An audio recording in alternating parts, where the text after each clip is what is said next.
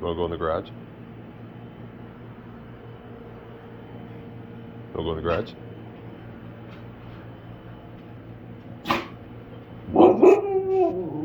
Yeah, you wanna go in the garage? Huh? Let's go in the garage. Alright, so as some of you may know, I've been looking for a Toyota pickup for a daily driver. And yesterday I finally brought one home.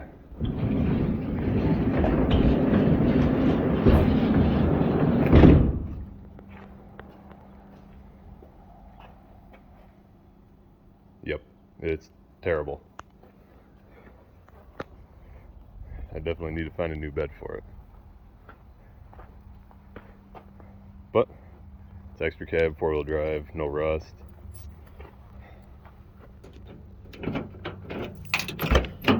Interior is actually really nice. And it's a 22RE. The truck has AC, it's got the vent windows, it's got the rear sliding window, and yeah, it's pretty nice. I drove it home yesterday, no problems. When I started it like the third time I went out there to look at it, didn't like to cold start, so I'm gonna see if either it was just low on gas or I don't know. Let's find out. Started right up today. I think it was just really low on gas when I started it, and maybe the tank was, or the fuel in the tank was sloshed over to the one side, so the pump was having trouble picking it up. But yeah, I drove home fine. I left it on. It was like 90-some degrees yesterday. It didn't overheat. So yeah, I'm pretty happy with it so far. It definitely needs a new bed. I cannot stand that Toyota, or sorry, I cannot stand that Ford Ranger on a Toyota.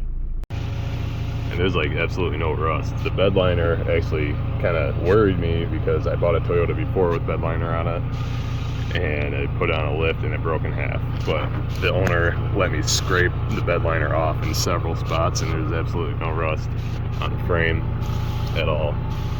And this is just overspray from whatever he did here to hide the giant gap from this terrible, hideous bed. It's a nice bed, but not a Toyota. You got square up front and then the roundest thing on the back. It is so terrible. But anyways, I'm gonna let it warm up and then I'm gonna go try to put it on the road, get some license plates for it, and maybe drive around a little bit more. And this thing drives really nice. It's got less wind noise than my two-wheel drive 93 had, which I sold the day before I actually went and picked this up. And drives straight. It needs front shocks and little things like that, but nothing major. It doesn't wobble. I drove it like 85 miles an hour home on the interstate. So, but anyways, I'm gonna get plates on it and then I'll go over the truck in more detail when I get back home. I'm gonna power wash it and then ceramic coat the cab.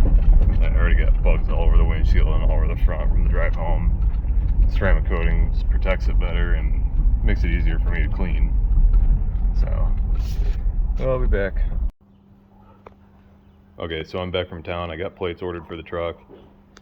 Long story short, if you've seen a couple of my other videos prior, I've been looking for a Toyota Xtracab, and I was supposed to get one, and I was going to reveal it on video, but it came and it was a piece of junk. So it was from a dealership in Washington, the one that I was originally looking at, and I was told no rust, no bondo, no issues, 4-wheel drive work, basically jump in and drive truck. When it got here, I could see from my driveway to the other side of the street that there was bondo all in the cab corner, and looking at it further, there was rust in the back, there was bondo all over the truck, and the hub on the other side was actually, it was replaced because it didn't work or something, the other one. So they put a worn hub on the other side and still left the original Toyota one, and then threw the other the other worn hub on the seat for me to put in myself. And the hub that they put in wasn't even installed right, and you could see where the mechanic was wrenching on it with pliers and marred up the, whatever I call it, the switch or whatever. So, and they were asking $14,000 for the truck plus but I was gonna turn in my two-wheel drive Toyota for a trade-in, so it lowered the price like $2,000 or something. But yeah, it was a piece of junk. I will put some pictures in there or in the video of that truck.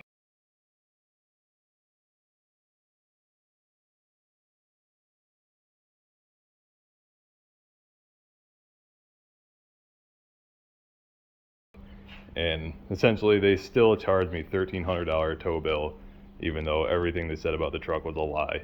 And the thing had like no power. I don't know what was wrong with it. Like, given it's a 22 RE and they have no power, but that thing was like, I barely got it down the street. So I don't know what was up with that thing.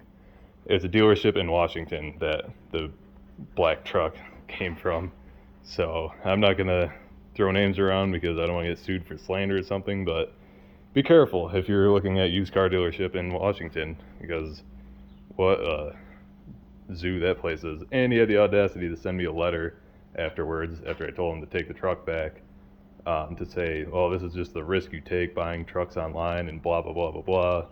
Because I'm like, dude, I bought trucks or cars from sight unseen private sellers, and nothing has ever been this terrible. So, anyways, it was really really frustrating. So I'll give you a quick tour of this pickup and go from there. Okay, so the interior is very nice, like I said, very clean for the year. I do not know what seats these are. They might be 400 seats, or I don't know. Who knows? I'm actually not familiar with them, but they are very nice. Like, these adjust. It adjusts the tilt of this. You can actually adjust the blind myself. This knob right here, it adjusts the bolsters. Like, you can widen and shorten them. And then obviously the little lumbar support. I don't know what seats these are, and if you know, let me know, because these are like the best seats I've ever sat in. And they're little buckets and stuff. But otherwise, it is all stock. Still has a stock radio in it. That might be the only thing I'm changing, because I just want something with Bluetooth, and to I might put better speakers in it, because if you know, these trucks have terrible speakers. Everything is very clean. There's my temp tag. But sliding rear window, it's got the vent windows, which is like one of my favorite features on older trucks. AC works, and it has, what is it, 156,000 miles on it. The only, like, one of the only things that were kind of sketchy about the truck is the guy rebuilt the engine, which I'm just not a fan of buying rebuilt engines, because I don't trust anyone's work besides my own, basically. And especially if they're lower miles like this, like, shouldn't be rebuilt by now, you know what I mean? It's a 22 RE, but the only reason I was okay with it is it's already got 30,000 miles on the rebuild, so I figured it's somewhat decent, so I don't really have to worry about it. Hopefully, we'll find out, I guess. No overheating, nothing like that, all stock.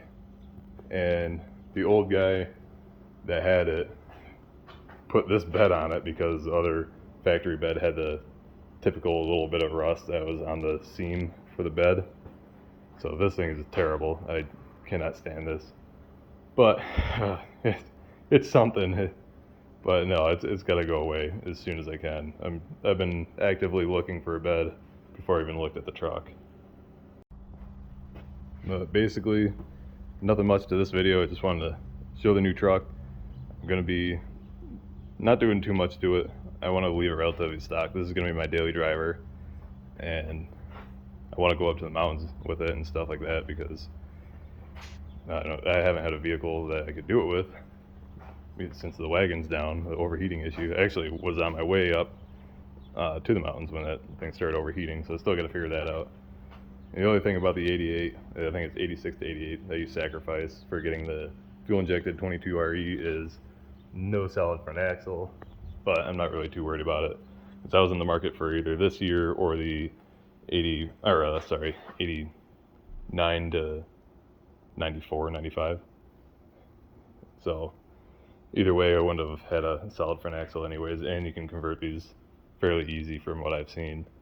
So yeah, I'm gonna ceramic coat it, and I want to get rid of the chrome, do black on there. I hate chrome so much.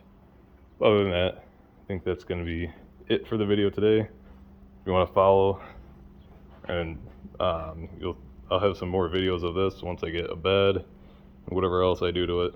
Hopefully it doesn't blow up. It's a rebuilt motor, but like I said, 30,000 miles on it should be all right.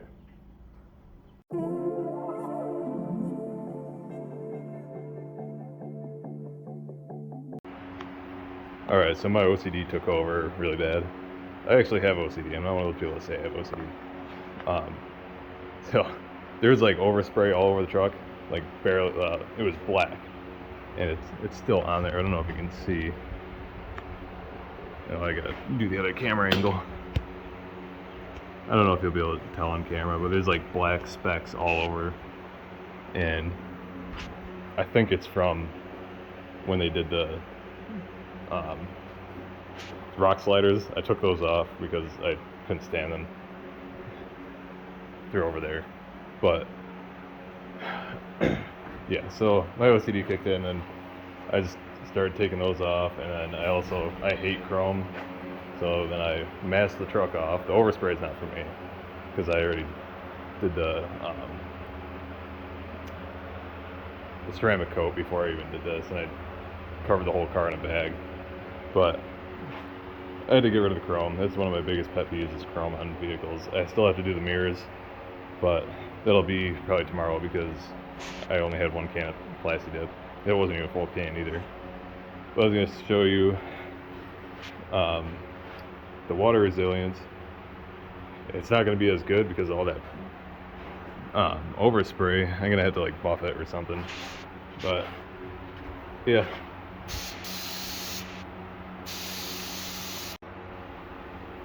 Oh yeah, that's not too bad for having overspray all over the truck. I mean, it beads off of my Civic better with the sun fade, but that's because I don't have all this I don't have all this overspray. I'm exhausted. But if you can see, I didn't do the bed because I really don't care about the bed.